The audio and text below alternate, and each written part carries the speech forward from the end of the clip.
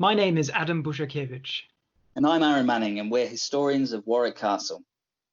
This series looks at short stories of the owners of and objects in Warwick Castle. In the chapel corridor of Warwick Castle are a set of family portraits dating from the 17th century. Two of them have always been rather, mysterious. Nobody has been sure ever of who painted them or who they depict. But over this period of lockdown, Aaron, you've actually managed to solve at least one of those mysteries, haven't you? Yes, indeed, by quite good fortune, actually. I've been passing my time going through some of the many account books of the Greville family, the owners of Warwick Castle, during the 1640s, 1650s. And there's just a single line in one of the accounts that completely illuminates our whole understanding of those particular paintings. And one in particular, what we can now say is that this painting of this boy with strawberry blonde hair we can now say that is Francis, the third Lord Brooke. And even better, we can actually identify the painter as well. And from the accounts, we can identify that this is a painting by the famous artist John Hayls.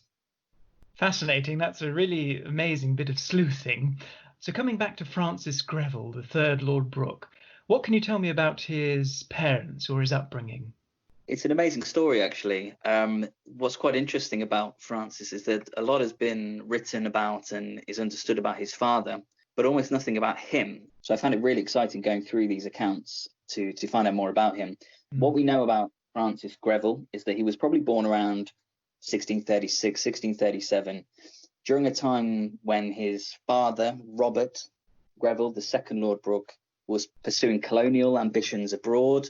And was really, I guess, becoming known as a great agitator at home, as civil war was looming between Parliament, whom he vigorously supported, and the King, Charles I, which was on the horizon. And it's difficult to know, I think, what kind of relationship he might have had with his father, because he probably spent very little time with him.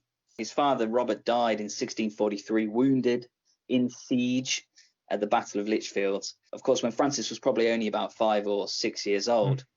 And we know that he spent the rest of his childhood then growing up in the plush London surrounds of Brooke House in Holborn and Brooke House in Hackney. I see. Both of these beautiful houses were acquired in the early 17th century by the family.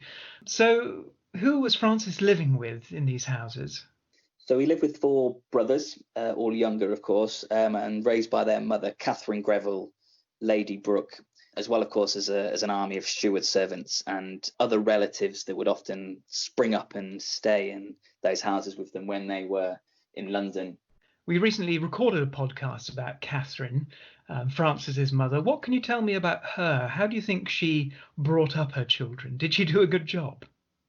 Yes, what I love about Catherine is that she was so studious and meticulous in the way that she raised her children. And of course, what that means is that there are really detailed household accounts that survive throughout this period, the 1640s and 1650s, where she ensured that she kept a really tight record of what was being spent, how her children were raised. And what that does is it paints a really, really vivid picture, of course, for us as researchers, historians, of what life was then like for this noble family, in particular Francis, who, as the new Lord Brooke, of course, was the kind of centre of attention. And it seems from your research, Aaron, that these accounts really do paint a very different picture from the stereotypical image of a Puritan that we have in our head. Is that right? Oh, goodness, yes. I think what it shows is that Francis was living in this really colourful, flamboyant, material world, a real far cry from, like you said, that kind of dour, somber image of Commonwealth England that's usually passed through school literature. I think what the accounts show is that he was incredibly fashionable. There's so many payments for colourful lace, doublets and waistcoats that are being threaded with silver and gold. He's buying periwigs and hair powder. Him and his brothers are having hats plumed. There's even references actually to them buying French and Spanish hats. It's amazing to think, these are Catholic countries. Yeah, so extravagant. Yeah, so extravagant. But also like silk and damask gowns and hunting tools like guns and swords. There's references to them being sent to jewelers to have diamonds and silver kind of embossed into their handles. But the other thing about the accounts that's really fascinating is I think they reveal that Francis, Lord Brooke, was incredibly well educated. On the one hand, his household was still filled with his father's men, men like Joseph Hawkesworth, Matthew Bridges, John Bridges, John Halford. These were radicalized zealots. They were the right heart and center of this kind of Puritan zeal that was really kind of dominating Parliament and the Civil War, of course, at the time. But also, as well as obviously learning from them and probably getting stories from them about and being guided by them really in how to kind of live a pure life. The accounts also show, I think, Francis was a really extensive reader. We're quite lucky that one of the accountants actually decides in some of the books to list the names of the books that he's actually reading. So, we know that he's therefore reading books on Christian theology, including Greek Orthodox texts, Roman philosophy. There's travel folios from men who explored, including one from the Orient, of course, the Middle East. There's history books that he's buying on the Dutch Wars and the Venetian Republic, and even a joke book, books about kind of satire and humour. Very amusing. And he eventually attended Oxford University, right? He did, and the account book for the year 1653-54, I think, is my favourite because it includes within that account book a real detailed survey, detailed account of Francis and his brother Robert's year finishing their education at Oxford. Do we know what college he enrolled in? So he was enrolled in Magdalen College, which is particularly interesting actually in itself. The college was at the centre of the kind of Puritan hub at this university. The vice chancellor of the whole university was Oliver Cromwell's personal chaplain, John Owen. But the head of Magdalen College was the Puritan theologian Thomas Goodwin. So you can only really imagine, I think, what this education program he took was like, and also what kind of atmosphere it must have been at the university. In fact, the diarist John Evelyn, who obviously wrote about his tour of England in the 1650s, visited the college in 1654, a few months after Francis left, and he actually describes seeing the chapel there completely defaced and whitewashed. Yes, I'm sure his mother and also late father would have approved him being in such a setting. Do we know what else he would have studied there? But I think from what we can gather from the kind of books that he's buying while at university, I imagine that Francis was studying subjects like mathematics and metaphysics, as well as, of course, attending general kind of preaching and lectures on religion and theology.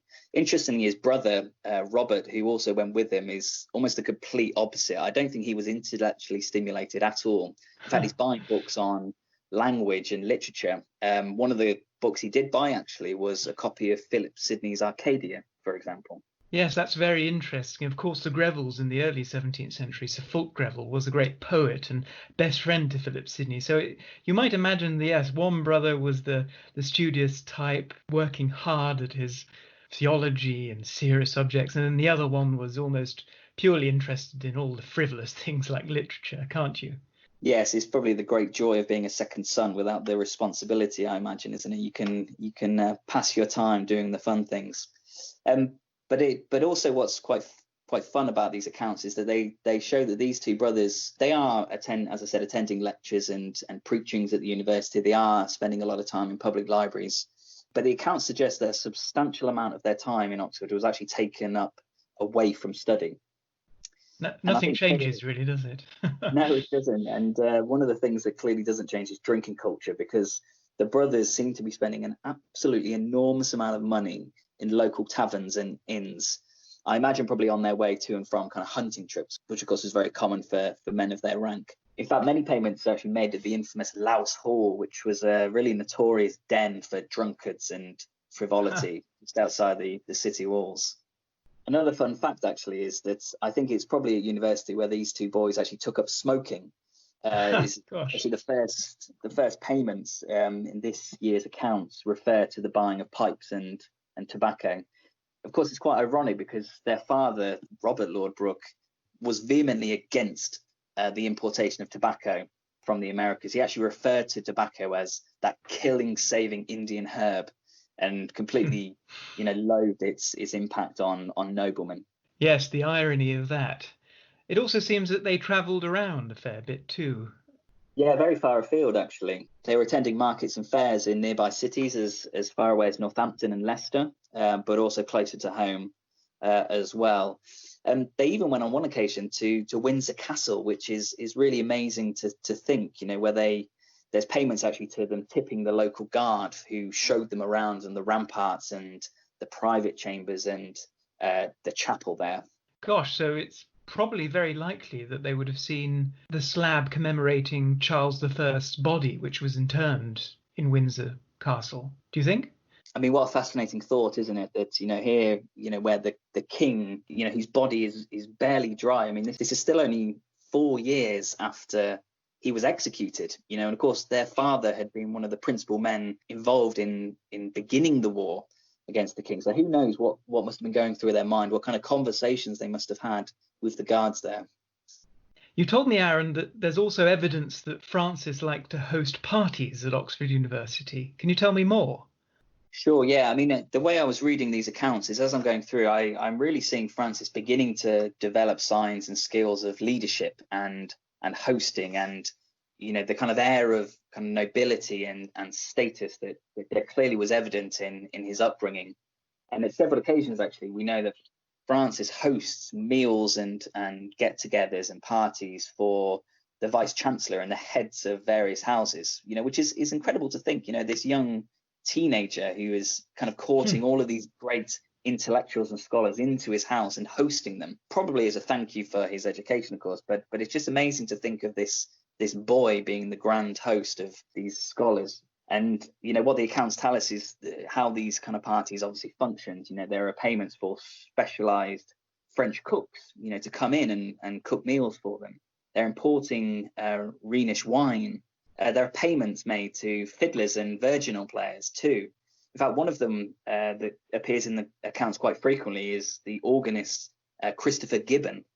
That's very fascinating. Christopher Gibbons, of course, was one of the most interesting musicians during the 17th century, and particularly during the interregnum. We know he was famous for basically being a performing musician.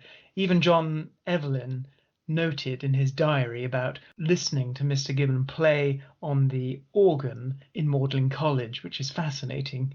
So really, these accounts paint such a wonderful picture of this time spent at Oxford, surrounded by luxurious living, extravagance, and music as well. That's quite amazing, isn't it, that you can show this all just through account books. So against this really remarkable backdrop comes this fantastic painting which survives at Warwick Castle. So tell me exactly what you found, Aaron. So Francis leaves university in 1654, and then he's obviously back in London with his family. And it's then in the 1657-58 accounts where there is then this payment that's made to Hayls the picture drawer's bill for my Lord and Robert's pictures by him for £28. And of course, what this suggests is that this is the painting, therefore, that we're looking at. And I think the reason it's probably painted in this particular year is that this is the year when Francis is coming of age. He's reaching his 21st birthday and is therefore able to legally inherit all of his land and estate and income himself, rather than through his guardian, which was his mother. And so I think this painting really kind of celebrates this moment where this very educated, very scholarly, very fashionable young man becomes a man. Magnificent research, Aaron. I think you can really tell looking at this portrait, which is a 3/4 portrait in a magnificent Baroque Sunderland carved and gilded frame, that this is undoubtedly a work by John Hayls. John Hayls is quite an interesting painter, in fact, and it's really wonderful that you have the actual details of how much he was paid and when this portrait was painted. All of these documentary pieces of evidence are so vital for art historians. Hayls was really trying to fill the shoes of the great Van Dyck, who died in England about a decade earlier, but really there's so much swagger in this painting. I absolutely adore the red-hot colours in the doublet and in his clothing. I also particularly like the background. I think Hayls does this quite often. He gives us scenes of sunsets and things like that, which almost have an air of California to me rather than somewhere in England. But there we go. And also £28 was quite a lot of money, even though that this is a payment for two portraits. So it's obvious that his work was really highly admired and it was worth paying for. I wonder if Hayls might have been recommended to the Grevilles from Francis's mother's side, the Russells. Captain John Russell, most famously of Woburn Abbey, had several portraits of him painted by Hayls. And so I wonder if that's the connection. But most famously of all, John Hayls actually painted the portrait of none other than Samuel Pepys, the notorious 17th century diarist, who greatly admired Hayles's work. Looking a bit closely at the portrait, Aaron, it's obvious that, well, Francis is really trying to show himself as a soldier, which is rather interesting considering that we have no evidence of him ever being trained as a soldier as such. Do you think this might be a hark back to the Civil War and to his father's memory, perhaps? Yes, it's so interesting to imagine really what inspired Francis to be painted in such a way. You know, I think it could be one of two things. I think it's harking back or it's looking forward. I mean, it could be playing to, of course, to his father's crowd, his household. Of course, his mother was still a very committed Puritan and really kind of kept up the lifeblood of the cause even after the Commonwealth came to an end. He could also therefore also be showing a commitment to that cause, you know, to the Commonwealth. It could also be a sign, I think, maybe of his ambition. You know, it's undoubted he might have had aspirations to maybe become a commander. He may have aspired to, you know, maybe have a career in the military, which of course is where Cromwell himself had risen to fame, and maybe he hoped to do similar.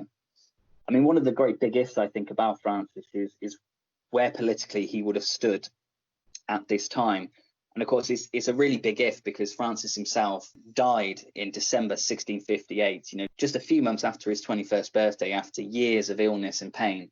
And of course, Cromwell himself had died in September 1658, you know, and within a year, his whole Commonwealth dream completely collapsed.